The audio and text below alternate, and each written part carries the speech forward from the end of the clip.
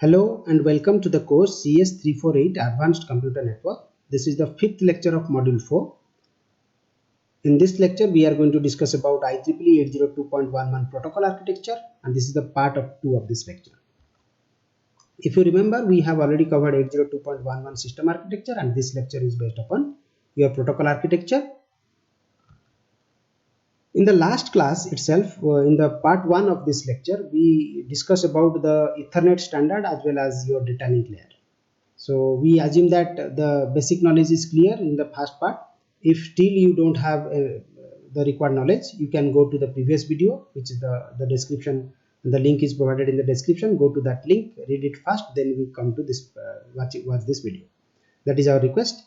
If you know about what is Ethernet, then what is the data link layer, how the data link layer is divided into 2 parts, why it is divided into 2 parts, what is media, what is medium of communication, everything you know, then directly you can read the protocol architecture over here, which is quite easy to understand.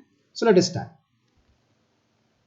So the protocol architecture is looking like this. I am taking a smallest architecture over here. As we have already told you that IEEE 802.11 fits seamlessly into other 802.x standard for wired LAN. That means this particular architecture means that architecture is automatically fit to the your wired LAN also. So there no modification needed for the wired part. That's why the architecture is shown like this. You can see, if you see the figure, an IEEE 802.11 wireless LAN connected to a switched IEEE 802.3 Ethernet. So you think this is the infrastructure network, this part, okay? This part is your infrastructure network, and this is 802.3 Ethernet LAN. So what is switched Ethernet? I have already discussed in the last class, means last lecture. So I strongly recommend you should view that one. So this is your switched Ethernet. So quickly I am telling you that switched Ethernet means the computers are connected through a switch. Okay. Then the wireless LAN, this part, if you see this part, is called the wireless part. This is your access point. Fine. And I am trying to show you, this is the infrastructure network, this is the wireless network. So applications should not notice any difference apart from the lower bandwidth and perhaps higher access time from the wireless LAN. So generally, whatever applications running on this system or this system, they don't know what happening inside the network. They will not notify the differences. Might be it will be get slower because of the wireless link. Might be the data gets slower, or it takes some time for traveling the data from one terminal to another terminal. But there will be other differences cannot be shown to the nodes or the fixed terminal, or what that there may be mobile terminal. The WLAN behaves like a slow wired LAN. That means this particular part thinks that this is a LAN connection, but it is slightly slow. Generally, the wired LANs are more faster than a wireless LAN, right? So what are these? That I am going to tell you just now in the next slide.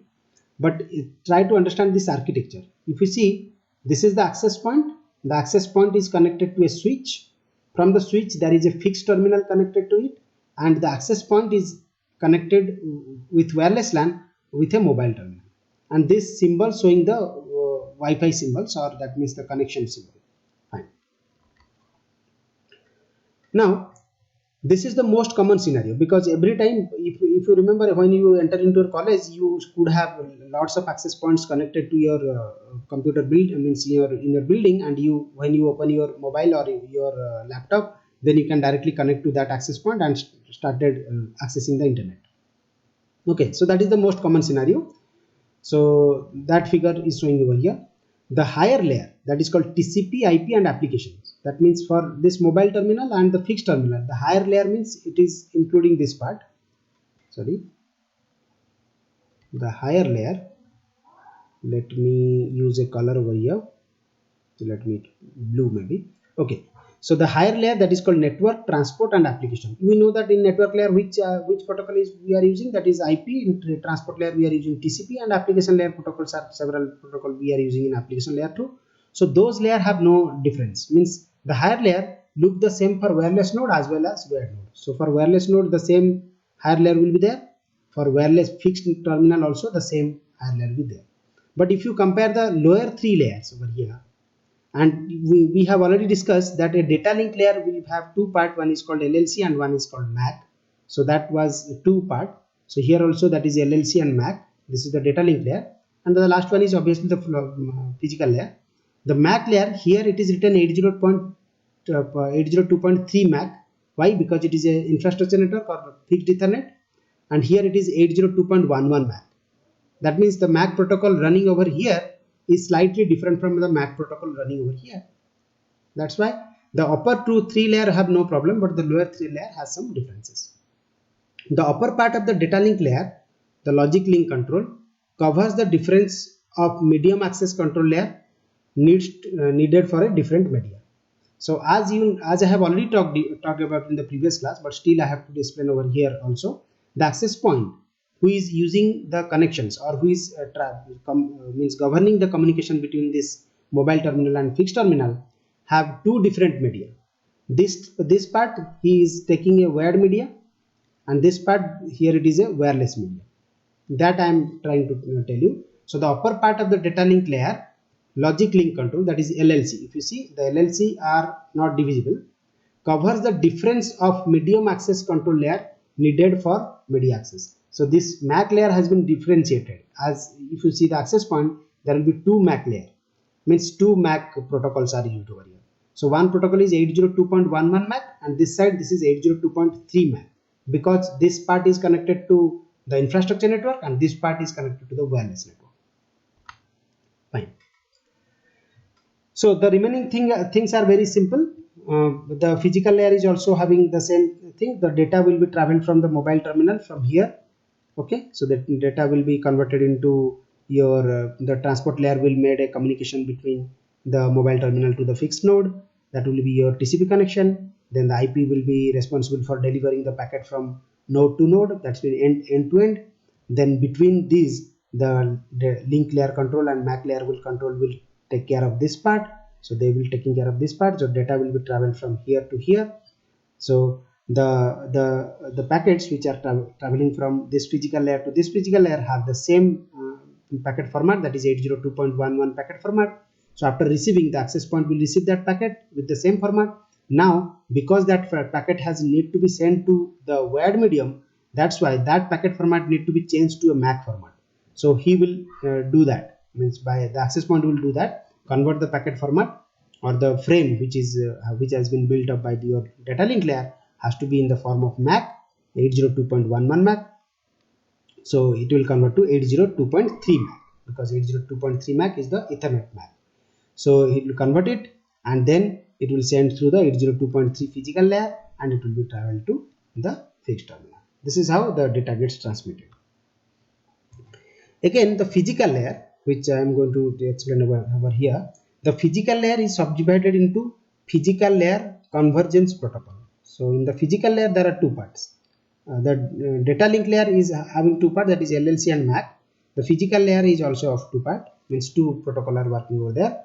One is called PLCP and another is called physical medium dependent, PMD sublayer. So this is a PMD sublayer. First of all, let us first discuss about this part, then I will go for this part. Okay, fine. So what is PLCP? The basic task of MAC layer comprises medium access, fragmentation of user data and encryption. So MAC layer, what he will do? The MAC layer will do the medium access, means who is traveling at what time, anybody is transferring any data or not, sensing the medium, then sending the data. He also taking care of the fragmentation of user data, and he also maintain the encryption part. The PLCP sublayer provides a carrier sense signal called clear channel assessment, CCA, and provide a common PHY service access point, that is called SAP, independent of the transmission terminology. So whatever transmission terminology you are using between a node to other node, the particular channel which is communicating between these two nodes will be first, the PLCC will send a carrier signal, means if you want to send the data, then he will send a clear channel assessment. So this channel has to be clear, and it provides a common PHY service, that is called a SAP, independent of transmission terminology. So whatever transmission terminology you are using, so he will use a PHY service. Okay. Then the PMD sublayer handles modulation, encoding, decoding of signals. We know that whenever data gets transmitted from one node to another node, it must be encoded and decoded. Modulation, everything has been done, and this is very fundamental. If you remember your basic networking class also, there in the physical layer we have means you have already taught about your encoding, decoding, modulation, demodulation, everything. So that part will be taken care by PMD, and the channel accessing capability or channel clearing capability has been with your PLCP. Fine. So this is all about your division of data link layer and physical layer for wireless network. For this part only, this part are same because we have already studied 802.3 Ethernet LAN. That is different and this is different. Fine. Apart from the protocol sublayer, this is the protocol sublayer. Apart from that, the standard specifies three things. One is called MAC management, that management layers. So there are three management layers. One management layer is MAC management, PHY management. This is two management layer, and another one is called station management. So what is a MAC management? So the MAC management supports the association and reassociation of stations on an access point and roaming between different access points. So if you see this figure, not only the mobile node will be connected with this access point, there may be several access points will be there. So the mobile node may be traveled from one access point to the other access point. That we have already talked about in many previous classes. So that thing will be managed by your MAC management. Okay. So MAC management support association, reassociation of a station to access point and roaming between different access point. Okay. Again, it also control authentication mechanism, encryption, synchronization of a station with regards to access point, and power management to save the battery power. So all these things will be done by your MAC management. Again, the last thing the MAC management will do is MAC management also maintain the MAC management information, that is called MAC management information base. I should have told you what is MIB, but there is a separate video I have made for fourth year students. You can go to that video. That video is called SNMP, Network Management Protocol, SNMP. The link I'll put in the description box itself. If you want to know more about MIB, you can go there. When you read about SNMP, you can also know about what is MIB. See, MIB is nothing but it is called a database where the data of a particular node, detail of that particular node will be stored, and whenever network management concept is implemented, this data will help you to manage the entire network. So it is something like this. Let's say this is a router. If you want to know more about this router, a management node will be there. It is a computer. So this is a management node, and there will be agent software will be there. One agent software will be installed in this router. He will maintain a database about the status of this router. Means how many packets are received, how many packet has been gone. So he will maintain a database. This database is actually called MI. Okay. So when the network management part we will read, there I will discuss about all detail of MIB. But for the time being, you just see that agent will be there. Agent software will be installed on the router. So any computer want to manage this agent, what he will do, he will access the data provided by this agent. So what the agent will do, the agent will store all the data in MIB. That is called your management information base, which is a database actually. It has different fields or classes or objects we can say. So in different object the data will be stored. Whenever it requests the access of that MIB, the MIB data will be transferred here. So that MIB database is also handled by your MAC management. Fine. Similarly, PHY management do the same thing. PHY management, the main task of PHY management includes channel tuning and PHY MIB maintenance. So similarly, it also maintains a database for the physical management of that devices. So the last part is your station management. The station management interacts with both management layer. So this station management will interact with these two management layer and is responsible for additional higher layer functions. So what are the different higher layer functions available? Control of bridging and interaction with distribution system in the case of an access point. So whenever the access point is moving from one network or one access point to other access point, then the bridging and the interaction has to be taken care by this station management by interacting with MAC management and physical management, right? That's all about your protocol architecture. Thank you for listening. Bye bye.